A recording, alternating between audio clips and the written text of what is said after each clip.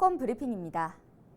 서울시가 정부의 코로나19 위기 단계 하향에 따라 6월 1일부터 일상적인 관리 체계로 전환했다고 밝혔습니다.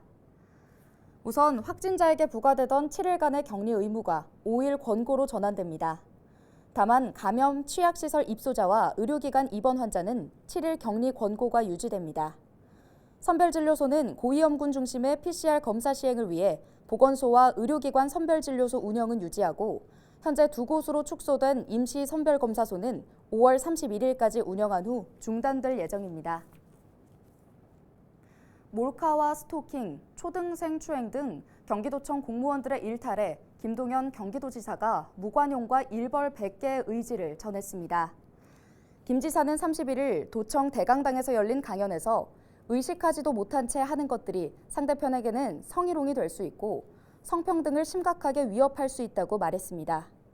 경기도는 이딴 공무원들의 성비위로 몸살을 앓고 있습니다. 지난해 말에는 비서실 별정직 남성 공무원이 동료 여직원을 상대로 화장실에서 불법 촬영을 시도하다 붙잡혔습니다. 지난달에는 도청 9급 공무원이 소속 기관에서 봉사활동을 하던 여성 봉사자를 6개월 가까이 스토킹한 뒤 다시 연락을 시도해 2차 가해에 나선 사실이 알려졌습니다. 또 지난 19일에는 도청 사무관 A씨가 등교하던 초등학생들을 잇따라 추행한 혐의로 경찰에 체포되면서 안팎으로 우려의 목소리가 커졌습니다.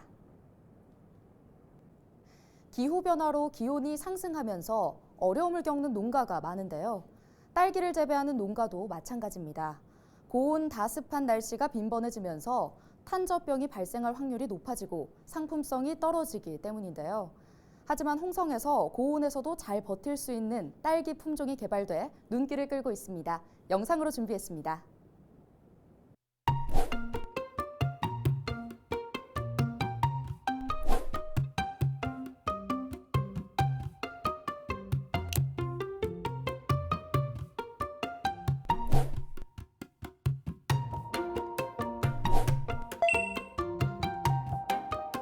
이 농가에서도 이제 심어보고 테스트를 해본 결과 이제 특히 이제 시드름병이나 탄저병의 저항성이 엄청나게 강한 것으로 많이 드러나 있습니다.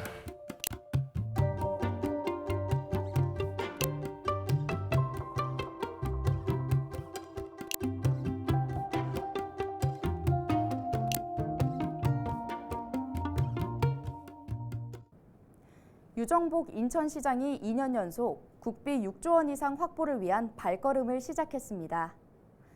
유 시장은 지난 31일 지역 현안 해결과 국비 확보를 위해 정승현 인천시당 위원장과 배준영 국회의원, 당협위원장 등 국민의힘 인천시당과 당정협의회를 개최했습니다. 이날 유 시장은 경인고속도로 통행료 무료화를 비롯해 서울도시철도 7호선 청라 연장과 저상버스 확대, 인천 감염병 전문 병원 유치 설립과 인천발 KTX 건설 등 11가지 주요 현안 사업에 대한 필요성을 설명하면서 원활한 추진을 위한 협력을 요청했습니다. 특히 올해로 개통 55주년을 맞은 경인고속도로의 경우 지난 2020년 기준 통행료 수입 누계가 1조 4,234억 원에 달해 유지 관리비 총액 6,694억 원과 건설 투자비 2,994억 원을 합친 금액을 크게 웃돌고 있습니다. 이에 따라 인천에서는 경인고속도로 통행료 폐지 운동이 20년 넘게 이어지고 있어 통행료 무료화의 필요성을 강조했습니다. 한편 유 시장은 같은 날 정의당 배진교 원내대표와 문영미 인천시당 위원장을 만나 정책 간담회를 열고 인천 현안 해결을 위한 초당적인 협력 방안을 논의했습니다. 외국인 보유주택의 70% 이상이 수도권에 몰려있는 것으로 나타났습니다. 국토교통부는 지난해 말 기준 외국인 주택 토지 보유 통계를 공표했습니다. 통계를 보면 외국인이 소유한 주택은 83,512호로 전체 주택의 0.4%를 차지했습니다. 특히 외국인 보유주택의 73.6%가 수도권에 집중돼 있는 것으로 나타났습니다.